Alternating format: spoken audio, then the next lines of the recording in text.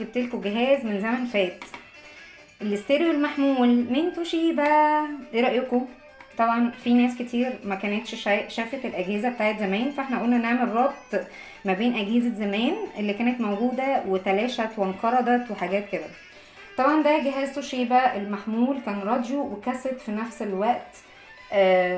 راديو كان فيه موجتين AM و FM، وفي نفس الوقت كاسيت.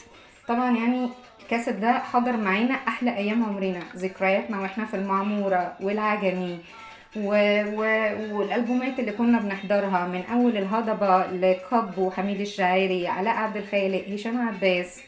شركة توشيبا اليابانية اتأسست سنة 1939 لاندماج أقدم شركتين، طوكيو دينكي وشيبورا سياساسكو. الشركات دي كانت رائدة في مجال الإلكترونيات وقتها، والتلفزيون والراديو والكمبيوتر المحمول والمكونات الإلكترونية. توشيبا كانت من أوائل الشركات اللي دخلت السوق العالمية بأجهزة الراديو والكاسيت في الستينات. الكاسيت ده كان بيشتغل على كهرباء، يعني ليه فيش ممكن نستخدم كهرباء، وفي نفس الوقت ممكن نحط بطاريات لو احنا في مكان واخدينه معانا. عشان كده كنا دايما بيتاخد مع كل الناس في سفرهم، في رحلاتهم، في حياتهم الطبيعية، يدخل أوضة، يدخل المطبخ، كان طفرة وقتها. طبعا كان في ميزاته بقى، كان في التو سبيكر دي المفروض ان هي كانت بتعمل على نقاوة الصوت وبتخلي الصوت اوضح.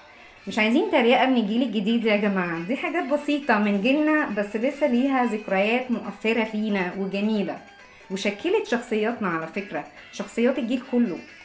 طبعا كنا اول كاسيت كان من توشيبا ده كان نزل في منتصف السبعينات تقريبا، لكن النوع ده بيعتبر من الاصدارات الاكثر انتشارا في الثمانينات. ليه؟ لانه كان فيه كذا ميزه. الميزه الاولانيه ان هو جمع بين الراديو والكاسيت. الراديو بتاعه كان فيه موجتين AM و FM، وفي نفس الوقت كان الهاندل دي ممكن ان احنا نشيله بيها، يعني يقدر يتنقل معانا من مكان لمكان. علشان كده كان اول اصدار من الكاسيت المحمول ده كان اشهر واوسع الاجهزه انتشارا، مش في مصر بس، لا ده في العالم العربي كمان، لانه كان هاندل ممكن نشيله بالهاندل ناخده معانا في اي مكان، وفي نفس الوقت بيشتغل بالبطاريات، مش محتاجين للكهرباء عشان نشغله. طبعا شاهد عيان على عصرنا وعلى ذكرياتنا وعلى حياتنا. كنا بنقعد نستنى الالبومات بتاعت المطربين المفضلين عندنا، اول ما البوم ما ينزل وحد يعرف ان حد من الشله جاب الالبوم الجديد للمطرب ده، كنا نقعد الشريط ده يلف على الشله كلها. والقلم ده كان علاقته بالشريط كانت علاقه وطيده. ليه؟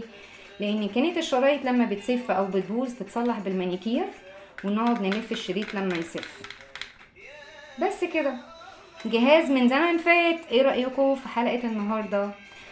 بليز لو الجهاز عجبكم وفكركم بذكرى من ريحة زمان، يا ريت ما تنسونيش في اللايك والشير عشان يوصل لكم كل جديد، وعلشان الجهاز ده شحتينه للتسجيل يا حلوين.